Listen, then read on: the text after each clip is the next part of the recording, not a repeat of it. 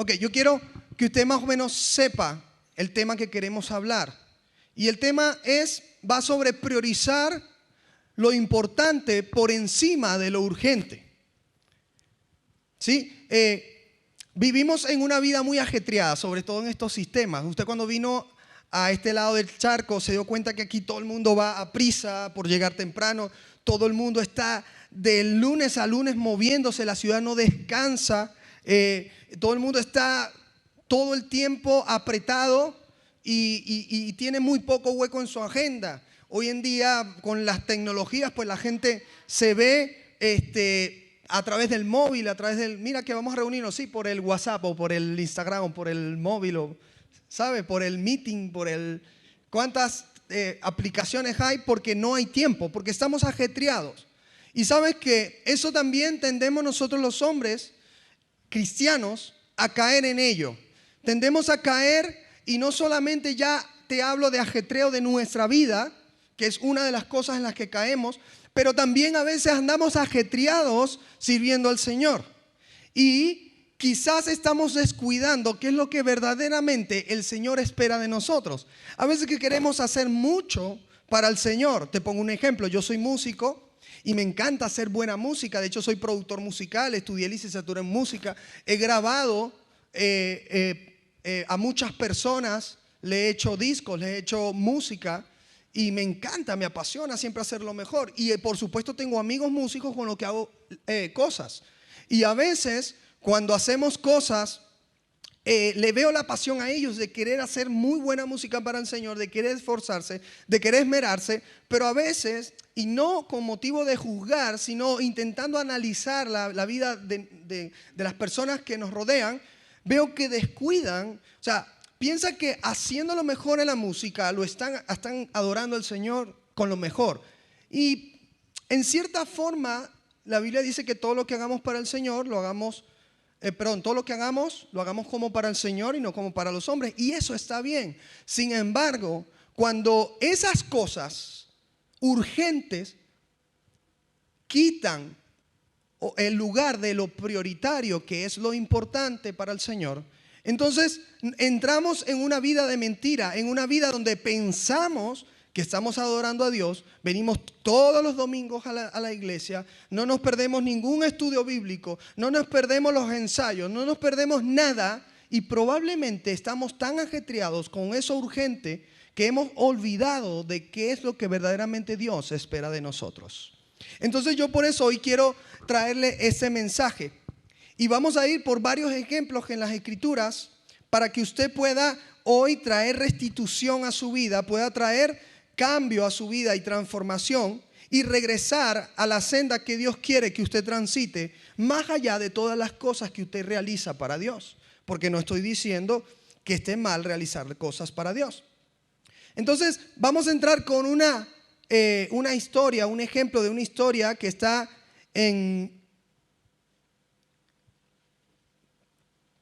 aquí está en Lucas 10, 38 al 42, y lo voy a poner aquí. Ok, allí está arriba para los que no la tienen. Dice así: aconteció que yendo de camino entró en una aldea y una mujer llamada Marta le recibió en su casa. Esta tenía una hermana que se llamaba María, la cual sentándose a los pies de Jesús oía su palabra. Pero Marta preocupaba con muchos quehaceres, y acercándose dijo: Señor, ¿no te da cuidado de mi hermana que me deje servir sola? Dile pues que me ayude. Y respondiendo Yeshua le dijo: Marta, Marta, afanada y turbada estás con muchas cosas, pero solo una cosa es necesaria, y María ha escogido la buena parte, la cual no le será quitada. ¿Sabes?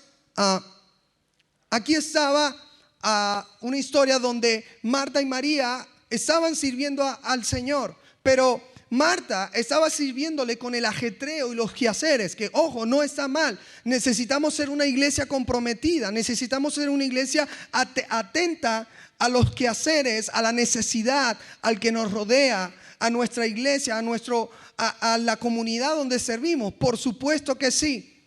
Sin embargo, Marta estaba pasando por alto que estaba en su casa el Hijo de Dios, el Mesías esperado. Estaba la persona más importante del universo en su casa y ella estaba intentando hacer otras cosas desviada de lo que el Señor esperaba de ella. Mientras que María vemos algo muy diferente. A María le vemos la actitud de querer aprender de la palabra. Ahí el Señor nos muestra que María tenía una actitud de querer aprender de las Escrituras, de lo que el Señor estaba trayéndole para que ellos entendieran el Evangelio. Y ella estaba allí todo atenta, sin dejar que el ajetreo del sistema le perturbara. Estaba metida como en una burbuja allí con Jesús.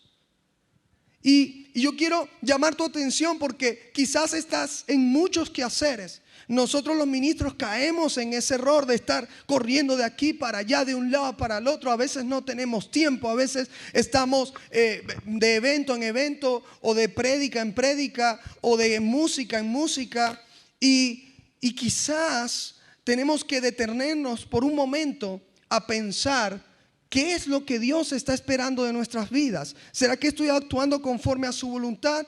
¿Será que estoy actuando conforme Él está esperando que yo actúe? ¿Será que estoy viviendo el propósito para el cual Él nos ha creado a todos? ¿Sabes? Hablaba con un compañero, con un amigo ayer, un hermano, y le comentaba, mira, ¿sabes qué? Nos han enseñado desde muy jóvenes en la iglesia que nosotros hemos nacido para un propósito muy especial, cada uno de nosotros. Y en cierta forma sí lo es. Dios tiene un plan para cada uno porque cada uno somos totalmente diferentes y cada uno nació con un llamamiento desde el vientre de nuestra madre. Y eso es totalmente cierto. Sin embargo, a veces perdemos la cabeza, sobre todo nosotros los hombres que somos muy soñadores, vemos a profundidad, tenemos una visión tan profunda que a veces nos vemos a los lados. Y por eso tenemos nuestra ayuda idónea, que es la que ve todo alrededor. Por eso es que cuando vamos conduciendo ella, ¡ay, que viene un coche por aquí! Pero es porque ellas ven lo que está pasando alrededor. La mujer puede estar en la cocina y cambiando el bebé aquí y por aquí metiendo la ropa en la lavadora y alineando, haciendo todo. Pero nosotros, pues en lo que entramos en la cocina ya empezamos, ajá, ¿dónde es que está esto? Nos pasa, a mí me pasa todos los días. Y mi mujer se enfada. Pero es así. Ahora, si tú ves, ella siempre pregunta, mi amor, ¿y qué vamos a hacer para dentro de 6 meses? Porque ella sabe que nosotros tenemos una mirada profunda. Entonces, sé que me fui un poquito por las ramas, pero lo que quiero darte a entender es que estamos tan concentrados en dónde queremos llegar, dónde queremos a lo que queremos alcanzar, el propósito que Dios tiene para nuestra vida, que se nos ha olvidado el principal propósito con el cual el Señor nos llamó, que es para que le sirvamos conforme Él quiere que le sirvamos, para que seamos un pueblo escogido, nación santa, pueblo adquirido por Dios. ¿Para qué dice? Para anunciar las virtudes de aquel que nos llamó, ¿de dónde? De tinieblas a luz admirable, ¿sí o no? Pero a veces se nos olvida y estamos tan centrados en el ajetreo que hasta estamos en las tinieblas. Porque puede que se nos olvidó orar, se nos olvidó buscar su rostro, se nos olvidó buscar su palabra, y eso nos está haciendo ir por caminos que no son agradables al Señor. Entonces no estamos yendo de tinieblas a luz admirable, estamos yendo por un camino en el que creemos que le servimos, pero realmente estamos perdidos. Y así era la actitud de esta mujer, de Marta. Era una actitud que ella tenía tanto que hacer, tanto en lo que es servir al Señor, que se le había olvidado que el Señor estaba allí y que ella tenía que aprovechar el momento para aprender de él. Ahora, ¿cómo servimos al Señor? ¿Cómo es ese principal propósito? ¿Cómo es amarle? Y aquí vamos a ver en Juan 4 otra historia.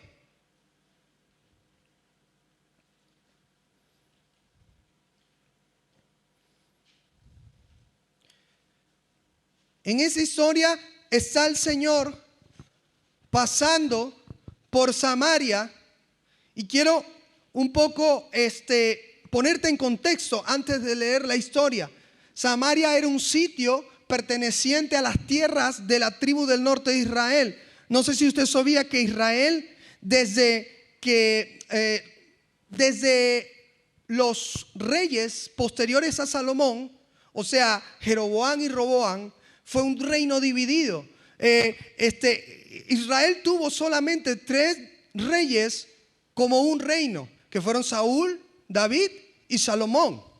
Luego Salomón construye el templo, el Señor le da las instrucciones a David, David se las traslada a su hijo Salomón, construye el templo y vive en una época grandiosa de cómo Dios se iba a manifestar a través de la adoración en el templo. Sin embargo, una vez que Salomón muere, el reino se divide en 2. Quedan 10 tribus al norte de Israel, gobernadas por Jeroboam, y 2 tribus al sur, gobernadas por Roboam, que viene siendo, el norte fue llamado la casa de Israel y el sur fue llamado la casa de Judá.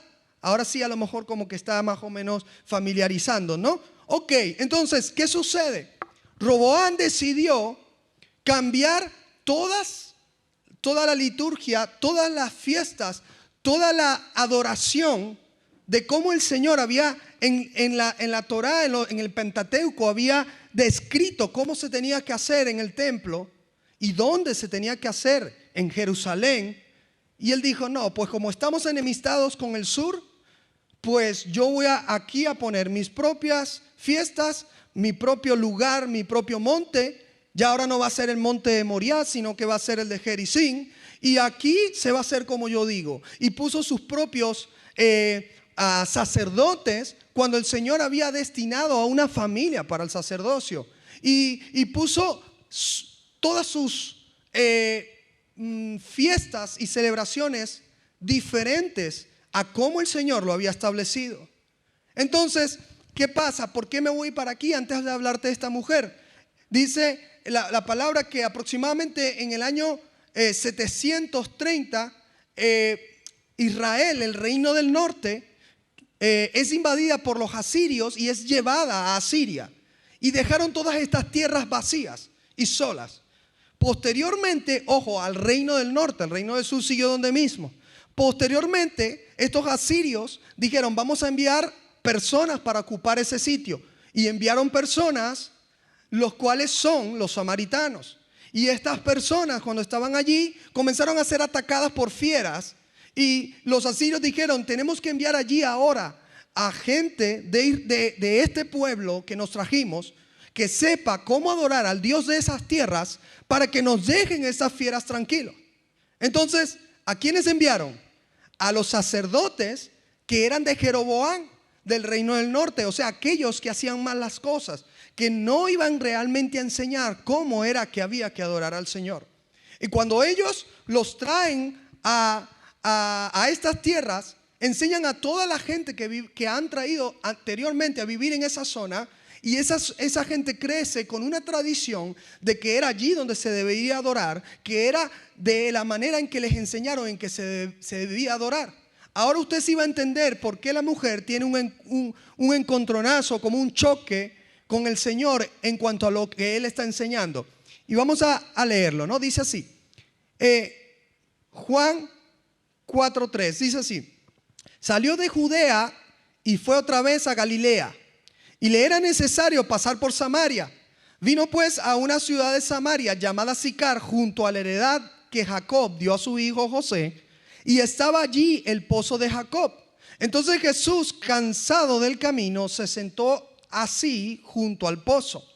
Era como la hora sexta. La hora sexta es como las 12 del día. El sol está en lo más alto. Y dice, vino una mujer de Samaria a sacar agua y Jesús le dijo, dame de beber, pues sus discípulos habían ido a la ciudad a comprar de comer. La mujer samaritana le dijo, ¿cómo tú, siendo judío, me pides a mí de beber, que soy samaritana? Porque judíos y samaritanos no se tratan entre sí. Respondiendo Jesús le dijo, si conocieras el don de Dios y quién es el que te dice, dame de beber, tú le pedirías y él te daría agua viva. La mujer le dijo, Señor, no tienes con qué sacarla y el pozo es hondo. ¿De dónde pues tienes el agua viva? ¿Acaso eres tú mayor que nuestro padre Jacob, que nos dio este pozo, de cual bebieron él, sus hijos y sus ganados? Y respondió Jesús y le dijo, cualquiera que bebiere de esa agua volverá a tener sed, mas el que bebiere del agua que yo le daré no tendrá sed jamás, sino que el agua que yo le daré será en él una fuente de agua que salte para vida eterna. La mujer le dijo, Señor, dame de esa agua para que no tenga yo sed, ni venga aquí a sacarla. Y Yeshua le dijo, ve, llama a tu hijo, llama a tu hijo y ven acá. A tu marido, perdón. Ven, llama a tu marido y ven acá. Y respondiendo la mujer, dijo, no tengo marido. Y Yeshua le dijo, bien has dicho, no tengo marido. Porque 5 maridos has tenido y el que ahora tienes no es tu marido. Esto has dicho con verdad. Y le dijo la mujer, Señor, me parece que tú eres profeta. Y nuestros padres adoraron en este monte. Fíjate. Y vosotros decís, o sea, Jesús, judío de Judá, decís que es en Jerusalén el lugar donde se debe adorar. Y Yeshua le dijo, mujer, créeme que la hora viene cuando ni en ese monte ni en Jerusalén adoraréis al Padre. Vosotros adoraréis lo que no sabéis. Nosotros adoramos lo que sabemos, porque la salvación viene de los judíos. Mas la hora viene y ahora es cuando los verdaderos adoradores adorarán al Padre en espíritu y en verdad, porque también el Padre tales adoradores busca que le adoren. Dios es espíritu y los que le adoran en espíritu y en verdad es necesario que le adoren. Y le dijo la mujer, sé que ha de venir el Mesías llamado el Cristo. Cuando él venga nos declarará todas las cosas. Y Yeshua le dijo, yo soy el que habla contigo. En eso vinieron sus discípulos y se maravillaron de que hablaba con una mujer. Sin embargo, ninguno dijo, ¿qué preguntas o qué hablas con ella? Entonces la mujer dejó su cántaro y fue a la ciudad y dijo a los hombres, venid, ved a un hombre que me ha dicho todo y cuanto he hecho. ¿No será este el Cristo? Entonces salieron de la ciudad y vinieron a él. Entre tanto los discípulos le rogaban diciendo, Rabí, come. Él les dijo, yo tengo comida que comer que vosotros no sabéis. Entonces los discípulos decían unos a otros, ¿les habrá traído alguien de comer? Y Jesús les dijo, mi comida es el que haga la voluntad del que me envió y que acabe su obra. ¿No decís vosotros, aún faltan 4 meses para que llegue la siega? He aquí os digo, alzad vuestros ojos y mirad los campos, porque ya están blancos para la siega. El que recibe salario y recoge frutos para vida eterna, para el que siembra goce juntamente con el que siega. Y aquí termina esa historia tremenda donde vamos rápidamente a extraer varias cosas. Lo primero que vamos a extraer es que esa mujer era samaritana, lo habíamos dicho. Pero aparte de eso, era una mujer que tenía muy claro dónde y cómo había que adorar. Porque cuando Jesús le dice, mujer, ni en ese monte ni allí adoraréis, se da cuenta de que ella le está como increpando. ¿Por qué? Porque los judíos tenían muy clara cómo es que Dios había instaurado la adoración en el templo. De qué manera, cómo eran todos los sacrificios, las ofrendas, a dónde tenían que hacerse. ¿Dónde estaba el altar? ¿Dónde estaba el lugar del sacrificio? ¿Quiénes eran los que tenían que ofrecer este sacrificio? Y esta mujer, sabiendo esto, sabiendo que los judíos son los que decían tener la manera correcta de adorar al Señor, increpa al Señor y le dice, Señor, yo estoy seguro que no lo hace como por duda, como porque no sabe. Al contrario, ella quiere increparle para ver qué le dice el Señor. Y le dice, Señor, nosotros hemos adorado de esa manera en el pasado. Nosotros aquí adoramos en ese monte, donde además está en estas tierras el pozo de nuestro padre Jacob, ciertamente. Pero vosotros decís que es en Jerusalén. Y con esto te quiero llevar a reflexión, porque seguramente tú piensas que la manera de adorar al Señor es, como te dije antes, vienes muy temprano cada semana, te pones tu mejor ropa, estás muy tempranito aquí buscando ayudar al pastor en cualquier área, que eso está muy bien, eso está excelente y es una de las maneras que debemos adorar al Señor. Y de pronto te sabes hasta los cánticos, te sabes los versos que se leen más comúnmente, te sabes Juan 3:16, de tal manera amó Dios al mundo que ha dado su Hijo, ¿no? O te sabes Josué 1:9, mira que te mando, que te esfuerces y seas valiente. Y piensas que te la estás comiendo. Como esa mujer se sabía toda la liturgia de cómo ella pensaba de que se tenía que adorar. Porque fue enseñada por una gente que había trastornado toda la adoración, había cambiado toda la adoración. Sin embargo, yo quiero hoy retar a tu vida porque el Señor quiere hoy enseñarte que no se trata de cuánto hagas, no se trata de cuánto cantes, de cuánto grites, de cuánto saltes, no se trata de cuántas cuántas noches hagas vigilia, cuántos días vayas a predicar por toda la ciudad de Madrid, sino que el Señor está esperando algo más específico y personal de ti. Vamos a ir a Juan 14, versículo 15, y nos vamos a dar cuenta lo único que verdaderamente el Señor está pendiente de ti. ¿Cómo dice Juan 14, 15? Y ese es un solo versículo. Dice, si me amáis, ¿qué? Si me amáis, venid temprano todos los domingos. ¿No dice eso ahí? No. Si me amáis, os memorizáis los más importantes versículos del Nuevo Testamento. No dice, seguro, pastor, no. Si me amáis, vas a predicar de Renfe en Renfe, ¿no? ¿Qué dice? Entonces yo quiero hoy que tu corazón se haga la pregunta, ¿será que estoy amando al Señor? Y pudiera ser que hasta tengas tiempo que ni siquiera te congregas, aunque la Biblia dice que no debemos dejar de congregarnos. Pero de pronto has tenido ocupaciones, de pronto has tenido cosas y te sientes que no estás adorando al Señor. Te sientes que no le estás amando. No, es que tengo tiempo que no voy a la iglesia. Porque tienes en tu mente un esquema religioso. Ojo, no estoy señalando a nadie, yo también lo he tenido. De cómo debemos amar y adorar al Señor. Sin embargo, es más sencillo que todas esas cosas que hacemos, que toda esa liturgia, que toda esa parafernalia que armamos de semana a semana, que es necesaria, pero no para el propósito de amarle, sino para el propósito de extender su reino, para que ese amor de Él llegue a otros.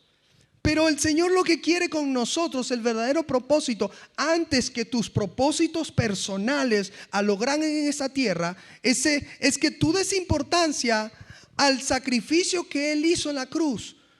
No para que tú hicieras más por su obra, no para que hicieras más cosas, no para que supieras más versos, no para que cantaras mejor. Lo hizo para que pudieras vivir al lado del Padre conforme el Padre quiere que tú vivas. Yo te hago una pregunta y te voy a figurar algo.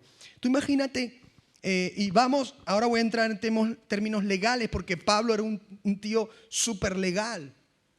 ¿Y por qué digo Pablo? Porque es el que más habla en términos legales en las escrituras, o sea, de leyes, ¿Sí? Un tío que se sabía toda la ley, o sea, toda la Torá, el Pentateuco, de memoria. O sea, tú imagínate desde el Génesis hasta el Deuteronomio, verso por verso, de memoria. Buah.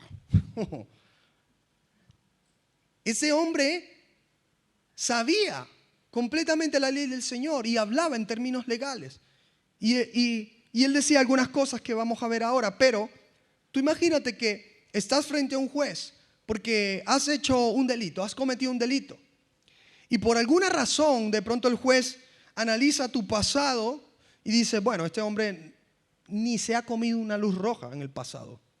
Este hombre ni ha dicho una mentira.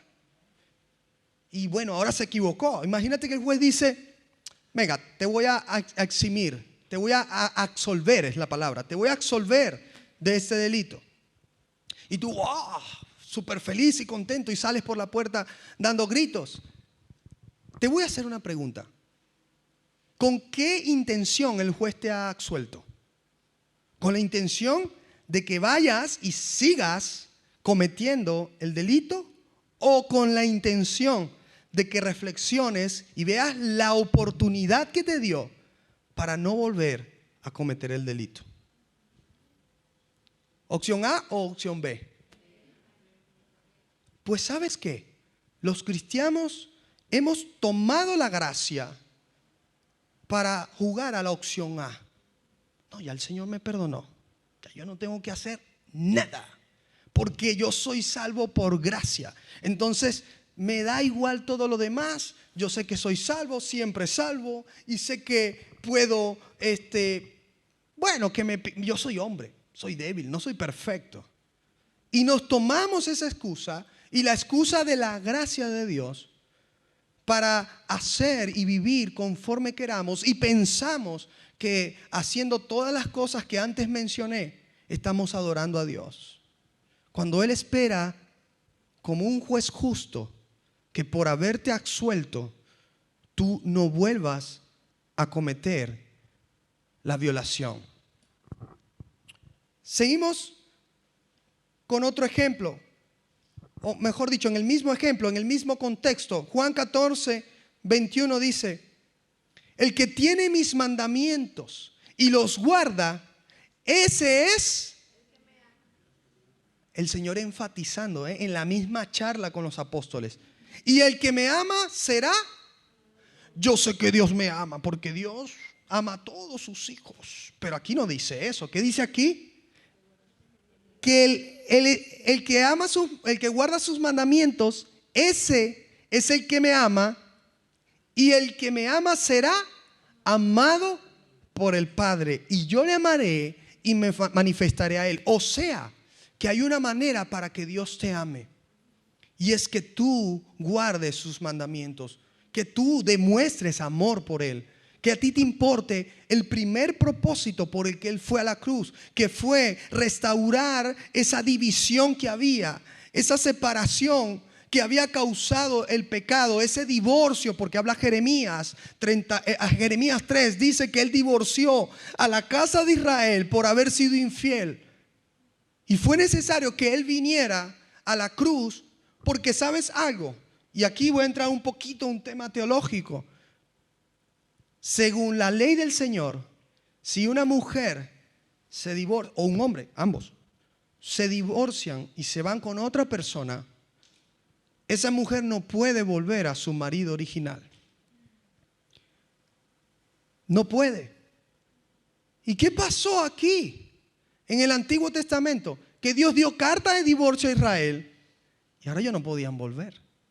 No podían volver a Dios. No podíamos volver a Dios, porque la ley del divorcio no nos los permitía.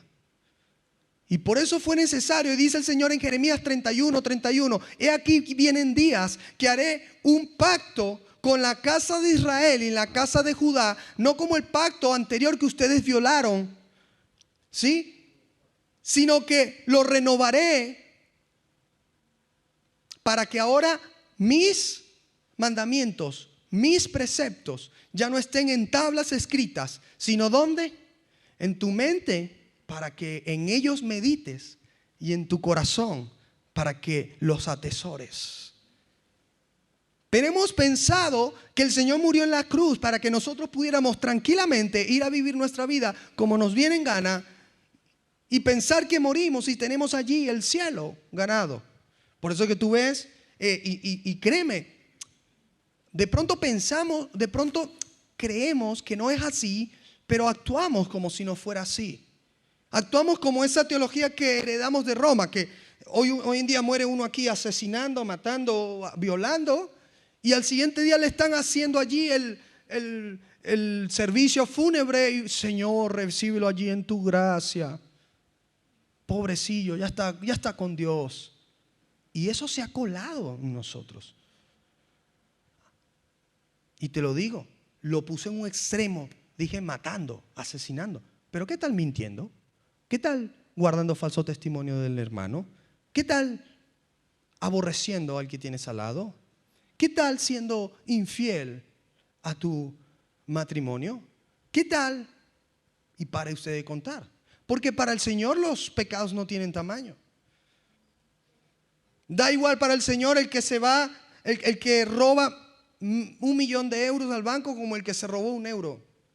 La única diferencia es que uno fue tonto porque se robó 1 euro y pecó por 1 euro y el otro pecó por un poco más. Pero pecado es. Entonces, ¿qué pasa? Tal como Marta y tal como esa mujer samaritana, hemos llenado nuestra vida de cosas que se han vuelto para nosotros adoración a Dios, se han vuelto para nosotros maneras en las que pensamos que estamos sirviendo a Dios y hemos dejado, como te dije en el principio, lo prioritario. Tenemos lo urgente por rutina y lo importante lo hemos dejado a un lado. ¿Cuándo fue la última vez que tomaste tiempo para aprender de la palabra? ¿Cuándo fue la última vez que tomaste tiempo para estar en oración profunda con el Señor? En vigilia, en ayuno. Y ahí estará la respuesta de cómo estás yendo. Luego más adelante, en el siguiente versículo, el Señor le dice, fíjate, el Señor le dice a Judas, mejor dicho, Judas le dice al Señor, ¿cómo es que te manifestarás a nosotros y no al mundo? Judas interrumpiendo, otro Marta, otro samaritano. Él no era samaritano, pero no sé si me entiendes. ¿Por qué? Porque Judas era un hombre que tenía tan arraigado la creencia judía, la creencia de que vendría el Mesías, pero para reinar, para librarlo de los romanos, para acabar con la opresión, para acabar con tantos años de tragedia y que se estableciera el reino del Mesías de una vez y para siempre. Y eso era parte de su enseñanza, con lo que él había crecido. De hecho, era la razón por la que estaba siguiendo a Yeshua. Y por un momento, él estaba como en otra onda, casi que no prestando atención lo que verdaderamente el Señor estaba esperando de él. El Señor le dice, si me amas, guarda mis mandamientos. Y el que me ama será amado por el Padre. Y le digo Judas, sí Señor, muy bonito, está bien, pero dime, ¿cuándo es que te vas a montar allá en el trono? Muy bonito lo que dice, pero cuéntame más de lo que tenemos planeado, de lo que vamos a hacer. Y así estamos nosotros. Sí, Señor, muy bien que tengo que guardar tus mandamientos, pero dime, ¿cuándo es que me vas a dar la casa? ¿Cuándo es que me vas a dar el coche? ¿Cuándo me vas a dar un mejor trabajo? Señor, tengo esta necesidad. Señor, tengo esta Señor, tengo esta enfermedad, tengo esta dolencia. Señor, muy bonito pero dime, ayúdame a... Y estaba Judas centrado en lo que él creía, en lo que él esperaba. Y mira cómo el Señor le responde. Respondió Jesús y le dijo, el que me ama, mira cómo no lo dejó salir. Mejor dicho, el Señor no salió, no dejó que lo sacara del tema. Y le dice, el que me ama, mi palabra guardará, y mi Padre le amará, y vendremos a él y haremos morada con él. 3 veces el Señor recalca lo mismo durante la misma charla. Y Judas interrumpe con su con lo que él espera, interrumpe con su cotidianidad, con su rutina, y el Señor ni caso le hace. Y yo me imagino al Señor como mirándolo.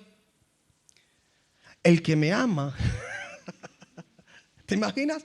Judas por aquí, Señor, oh, muy bonito todo, pero dime, ¿cuándo te montas allá en el? Y Judas, y el Señor, el que me ama, guardará, porque no era importante. Todo lo que Judas esperaba, todo lo que es la religión le había introducido, la tradición le había hecho creer.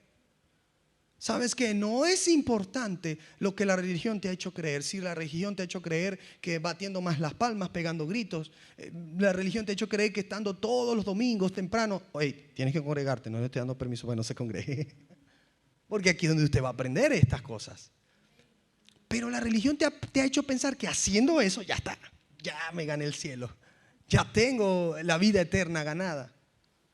Y te has olvidado de que el Señor está esperando de ti otra cosa, antes que todas las demás cosas que te tienen que ser añadidas. ¿No dice el Señor? ¿Acaso no está hablando? ¿Acaso no veis los lirios de los valles? ¿Quién los viste? ¿Acaso no ves las bestias del campo? ¿Quién les da de comer? ¿No ves las aves del cielo? No siembran y Dios les da. Y si el Señor hace eso por vosotros, por la creación, ¿cuánto más por vosotros? Que sois sus hijos. Y luego termina diciendo, mas buscad primeramente el reino de Dios y su justicia, y todas esas cosas que antes mencioné les serán añadidas. Pero la gente está detrás de buscar las añadiduras, y el Señor detrás de ellos. Hey, acuérdate, hey, un momentito, es que tengo que hacer más para este fin de mes. Es que tengo que echar más horas. Es que un momentito, que tengo que alcanzar el crédito, la casa, el coche. Tengo que alcanzar. Y estamos tan metidos en el sistema que hemos ahogado nuestra relación con el Señor, la única manera en que debe ser adorado, y nos conformamos con lo que hacemos cada semana: congregarnos, escuchar un poquito de la palabra, cantar 2 o 3 cánticos y ya está. Dicen amén o aleluya. Como que no le ha gustado mucho la cosa, ¿no? Ahora te voy a leer otro pasaje más. Y esta vez es Juan, quien dice en 1 de Juan 5:3: pues este es el verdadero amor a Dios, que guardemos sus mandamientos. Y sus mandamientos no son gravosos. Ay, pero qué fastidio. Si es que tengo que perdonarle y ella me hizo daño. Si es que no, que la perdone Dios, porque yo no te perdono. Decía así una canción, ¿no? No, a ella se la dejo a Dios. A él se la dejo a Dios. Qué gravoso, qué fastidio. Tenemos que honrar a padre y madre. Ay, pero es que mi padre está viejo y él no sabe de la juventud, de cómo se llevan las cosas hoy en día. Y así, todos los mandamientos. Todos. Qué fastidio, tengo que guardar el día de reposo. Mateo 5:17 al 20 dice así. Y sigue el Señor enfocado en lo mismo. Y todo su ministerio, gracias amor, sigue enfocado en lo mismo. ¿Qué dice aquí el Señor? Mateo 5:17. No penséis. ¿Ya lo tiene? Mientras lo busca, tomo agua.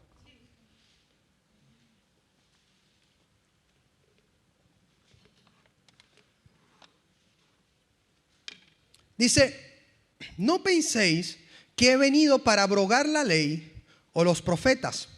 No he venido para abrogar, sino para cumplir. ¿Tú sabes qué dice en el griego? Una palabra, usted lo puede buscar allí en el griego español. Te ponen la literal traducción. Lo puede buscar también en el Strong, que son concordancias. Y dice, para llenar a plenitud.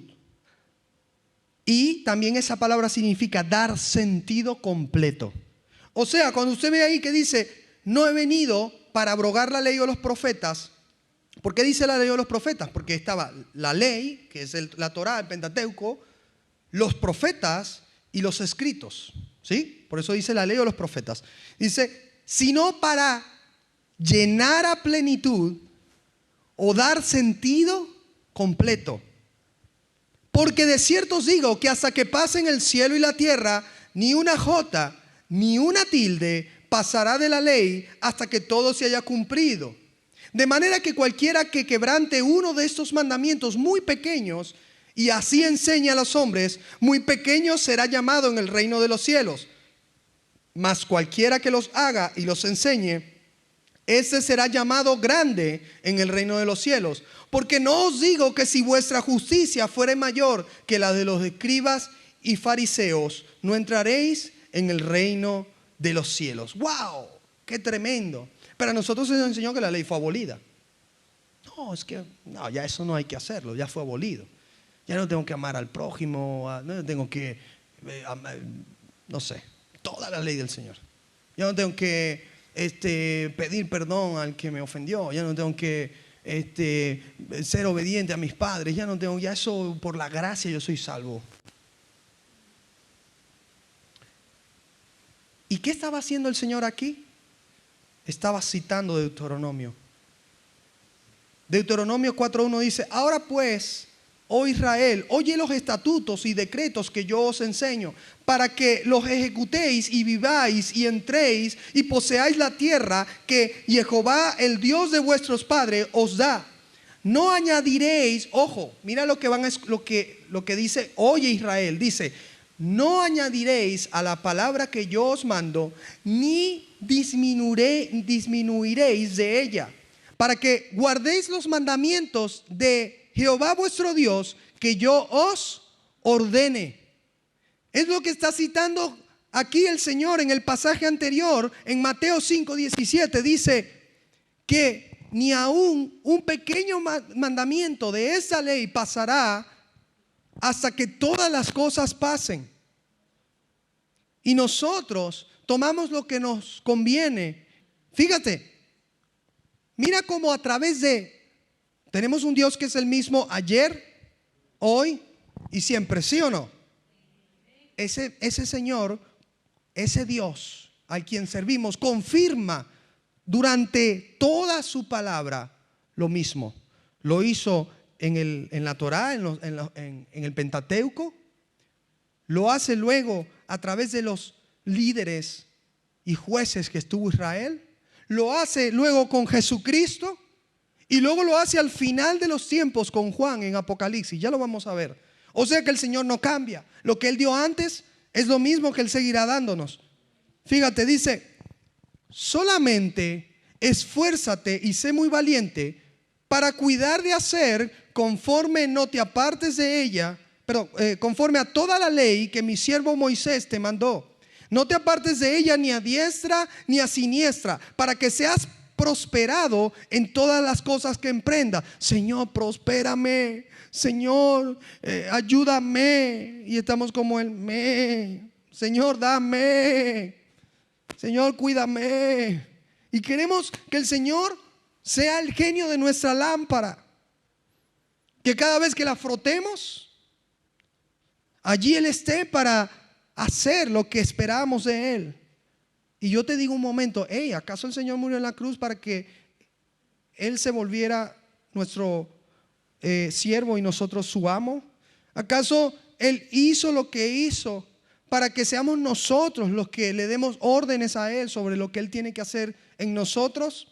Y vivimos nuestra vida así, pensando que Dios está para cumplir nuestros caprichos, para hacer lo que queremos. Señor, llévame por las naciones a llevar tu gloria, y no le predicamos ni al vecino. Señor, llévame hazme un empresario próspero.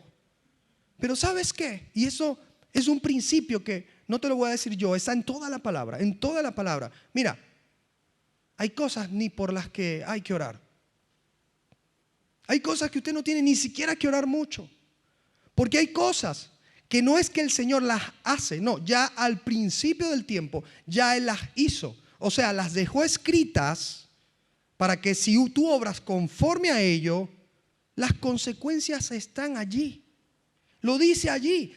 Dice, no te apartes de esta ley ni a diestra ni a siniestra, para que entonces seas prosperado en todas las cosas que emprendas. Mira, ahí no dice, ora 20 horas a la semana por esto para que tú veas y tu fe y gloria a Dios y lo declaro y lo decreto y atrápalo porque es tuyo.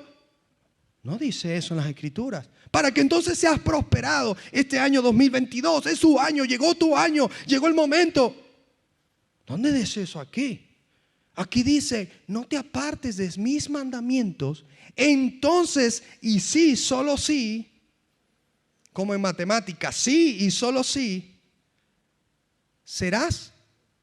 No necesitas ni siquiera orar por esas cosas. ¿Tú sabes para qué necesitas orar tú? Orar por Israel, orar por Ucrania, como estaba orando el hermano ahora, orar por los que no han sido salvos, orar por el hermano que está perdido en el camino del mundo, en las drogas, en qué sé yo. Orar para que el Señor levante tu iglesia local, para que el Señor traiga finanzas para esa iglesia, para que el Señor... Tú no necesitas pedir tanto por ti. Tú no necesitas estar... Y no dice el Señor, ¿acaso no sabéis que el Padre está consciente de todas las cosas que necesitáis? O es que tú sirves... Mira, si tú pierdes mucho tiempo pidiendo al Señor cosas, es que tú no conoces a tu Dios. No conoces al Dios que tú sirves. Él solo te dice, haz conforme yo te enseñé. Y todo solito, solito, se va abriendo el camino para tu vida. Entonces, seguimos, dice el 8, nunca se apartará de tu boca el libro de la ley, sino que de día y de noche meditarás en él. Pero hay gente que cree que dice, no se apartará de tu boca y de tu mano este móvil, este Instagram y Facebook, para que de día y de noche estés metido en él y medites en él.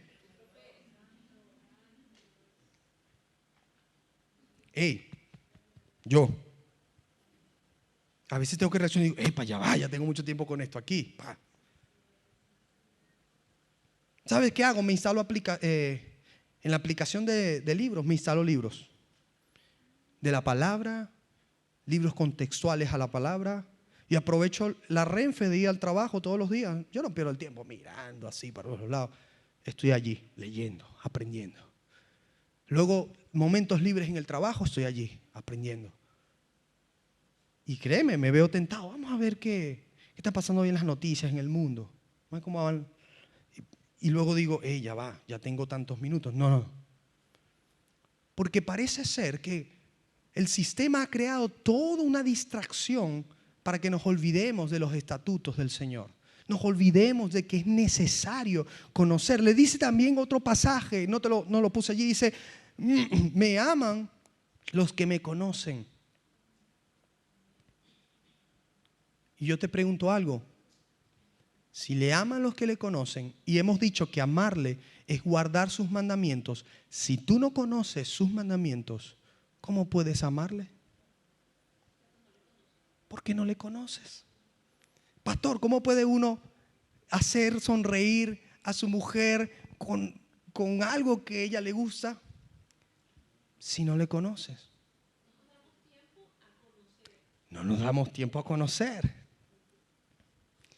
Y metemos en el mismo paquete a todas las personas. Por ejemplo, el 14 de febrero, no, yo tengo que comprar una flor y un peluche y unos chocolates. Y a lo mejor ella ni siquiera está esperando eso. Te dice, ay, qué bonito. Este tonto que ni siquiera sabe lo que es lo que quiero. Porque no te has tomado el tiempo, ¿en qué? En conocerle. Pues lo mismo el Señor. Mira, yo siempre digo esto.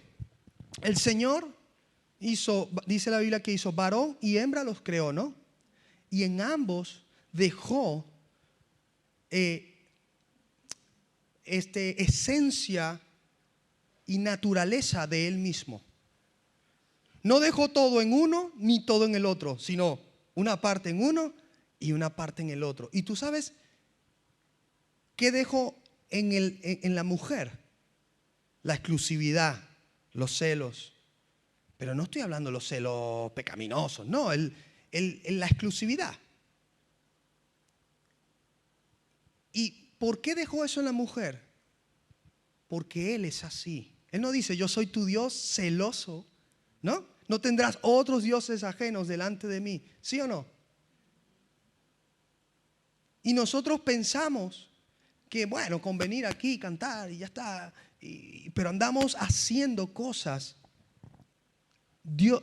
adorando dioses ajenos. Ojo, que no es solamente postrarse ante una estatua. Todo lo que quita el primer lugar a Dios es idolatría.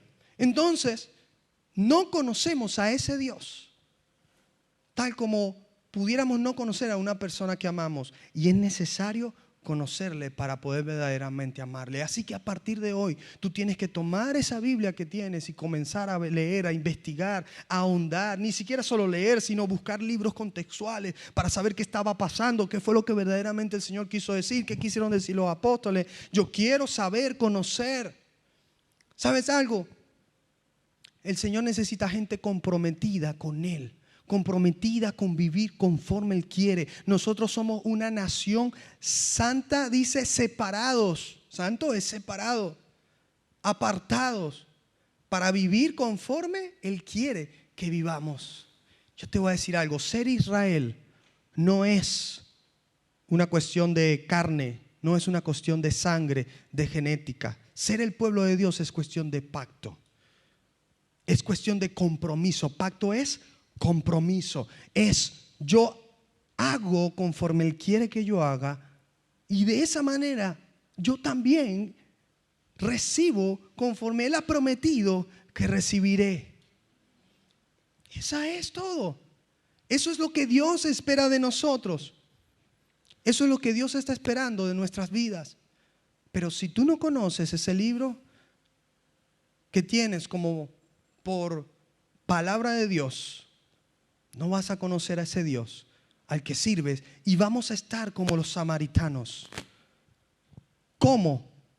Adorando, le dijo el Señor, vosotros adoráis lo que no conocéis. Es por eso que los samaritanos son la sombra profética de los gentiles. Por las naciones se esparció Israel, y nosotros los gentiles que fuimos injertados a su pueblo, lamentablemente no hemos adorado como Él quiere que le adoremos. Hemos hecho toda una parafernalia de liturgias, de cosas que creemos que son adoración a Dios, y hemos hecho como Jeroboam, montado otro sistema de adoración, montado otra manera de adorar. Y el Señor diciéndonos, adoráis a lo que no conocéis. Ya voy a terminar, denme unos minutitos más. Dice, continuamos con el versículo, dice, para que hagas conforme a todo lo que en él está escrito, en este libro, porque entonces harás prosperar tu camino y todo te saldrá bien. Y mira lo que luego dice, aquí viene el famoso libro, el versículo que nos encanta, hasta lo memorizamos de niño. ¿Cómo dice? Mira que te mando que te esfuerces y seas valiente. No temas ni desmayes, porque el Señor tu Dios estará contigo a donde quiera que vayas. ¡Wow! ¿Cómo no nos gusta eso? No, mira, yo tengo un Dios que vaya conmigo a todas partes. Yo tengo un Dios que me promete. Pero, espera. ¿Por qué nos enseñaron a leer un versículo con pinza? Así extraído. Así como, no, Dios me ama. Dios me ama. Dice que Dios ama a los que le aman. Pero ya venimos viendo que Dios previamente a este versículo, el 7 y el 8, le dice, si tú no te apartas del libro de la ley que te di, si no te apartas ni a diestra ni a siniestra, si meditas en él de día y de noche y no en el Facebook y en el Instagram, si si haces conforme a todo lo que en él está escrito, entonces te prosperaré y yo estaré contigo a donde quiera que vayas. Amén.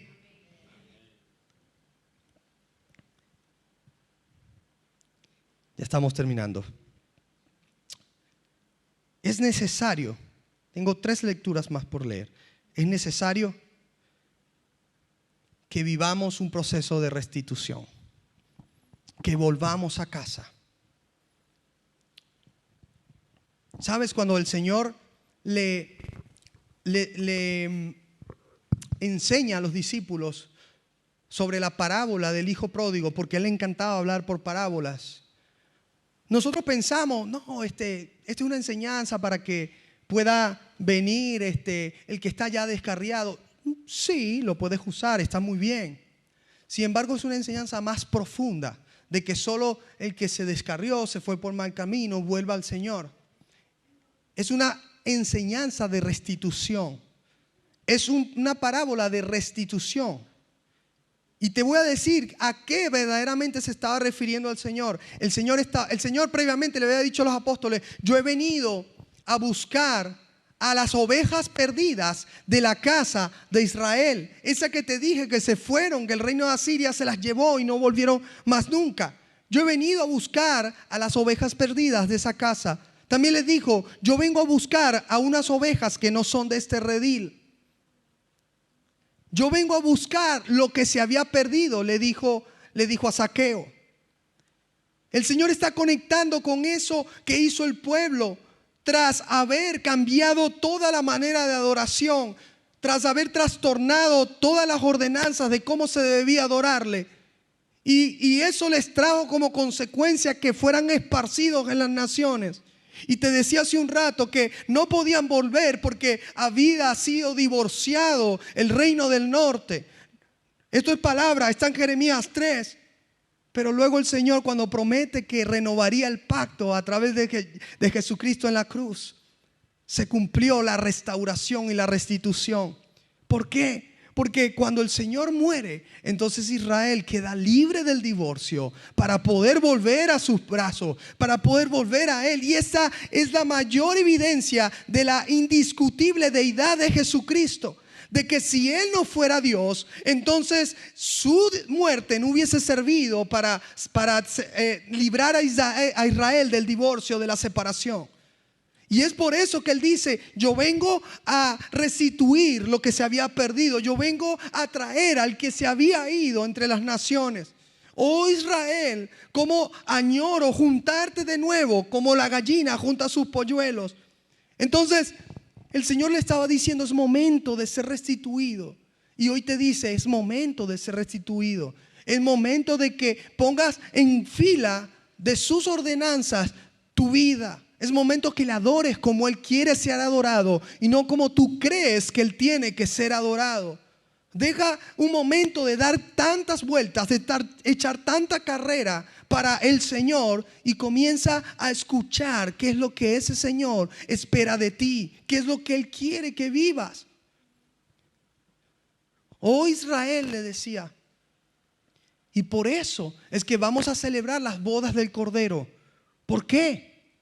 Porque hubo una reunión de nuevo de esa novia con ese esposo.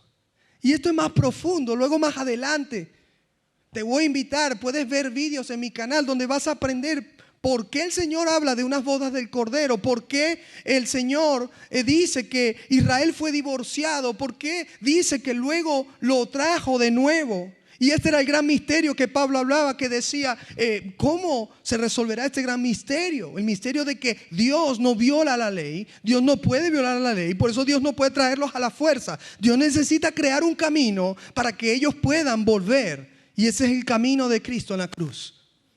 Y mira, entonces leemos, dice, este es un ejemplo de restitución que hizo Dios con la vida de Josías. Josías fue un rey de apenas 8 años de edad. ¿Tú te imaginas un niño de 8 años reinando? Pues ese fue Josías. Y mira la sabiduría con la que obró Josías. Dice, el principio de su reinado dice que lo primero que hizo fue volver su mirada al Dios de sus padres. Y no hablaba de su padre literalmente porque fue un rey desviado. Pero cuando hablaba de sus padres, de sus antepasados. Y dice la Biblia que él comenzó a caminar en eso. Y a los 16 años, porque dice 8 años después, él se dio cuenta, mandó a hacer reparaciones en el templo. Y en medio de esas romper escombros y reparar, aparece el libro de la ley. O sea, que lo tenían olvidado. Y aparece entre escombros y lo traen delante de él y él rasga sus vestiduras porque Dios inmediatamente le hizo ver: tienes mi ley olvidada, tienes mi ley entre escombros, tienes mis mandamientos olvidados. Y él dijo: es necesario que rompamos todos los lugares altos que habían en Israel, todos los altares de adoración pagana que ellos creían que adoraban a Dios de esa manera. Y es necesario que volvamos a donde Dios quiere. Dice, entonces el rey envió y reunió todos los ancianos de Judá y de Jerusalén. Esto es Segunda de Crónicas 34:29. Dice, y subió el rey a la casa de Jehová, y con él todos los varones de Judá y los moradores de Jerusalén, y los sacerdotes, los levitas y todo el pueblo, desde el mayor hasta el más pequeño. Y leyó a oídos de ellos todas las palabras del libro del pacto que había sido hallado en la casa de Jehová. Y estando el rey en pie en su sitio, hizo delante de Jehová pacto de caminar en pos de Jehová y de guardar sus mandamientos, sus testimonios, sus estatutos, y con todo su corazón y con toda su alma, poniendo por obra las palabras del pacto que estaban escritas en aquel libro. E hizo que se obligaran a ellos todos los que estaban en Jerusalén y en Benjamín, y los moradores de Jerusalén hicieron conforme el pacto de Dios de sus padres. Y quitó Josías todas las abominaciones de toda la tierra de los hijos de Israel, e hizo que todos los que hallaron en Israel sirviesen a Jehová su Dios. No se apartaron en pos de Jehová su Dios, sus padres, todo el tiempo que él vivió. Dios quiere que restituyamos nuestra vida. Y por eso dice, y aquí sí lo vas a entender, por eso lanza la parábola del hijo pródigo. Un hijo que se fue de casa, perdió su herencia entre amigos, entre el mundo, entre los placeres. Y cuando se encuentra entre los cerdos, que era lo más asqueroso a lo que podía ser relacionado en ese momento. El cerdo era el animal que los paganos sacrificaban como adoración a los ídolos. Antíoco Epífanes sacrificó un cerdo en el altar, en el templo del Señor. Era lo más asqueroso, y allí estaba el hijo pródigo, yo comiendo aquí de las algarrobas del animal más asqueroso. Y mi padre allá dándole a los siervos una buena comida, un buen plato, un buen techo. ¿Yo qué hago aquí? Yo voy a volver, dice, yo voy a volver. Iglesia, tienes que volver a la casa del Padre, porque en la casa del Padre, una vez que tú vuelves por su senda, una vez que tú vuelves por sus mandamientos, una vez que tú vuelves por sus estatutos, entonces consigues en la casa del Padre un abrazo, consigues en la casa del Padre un anillo, consigues en la casa del Padre calzado, y consigues en la casa del Padre al mejor cordero sacrificado para ti. Eso es lo que el Señor estaba enseñando. Eso es lo que Yeshua estaba enseñando. Así es semejante al reino de los cielos, a uno que vino de nuevo a casa. Israel estaba perdida entre las naciones, pero ahora yo le restituyo entre mis brazos.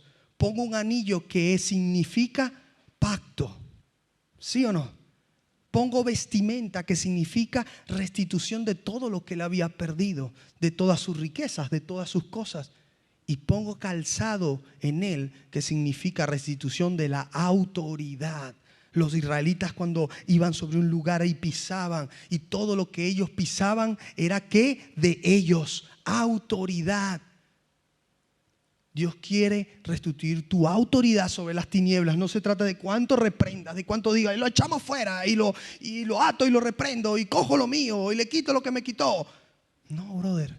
Se trata de vivir conforme Él quiere que vivas. Y eso te va a dar tal autoridad que van a huir de ti los demonios, van a huir de ti los problemas, van a huir de ti los enemigos. Eso es lo que el Señor quiere. Póngase de pie. El Señor nos está llamando a volver a casa.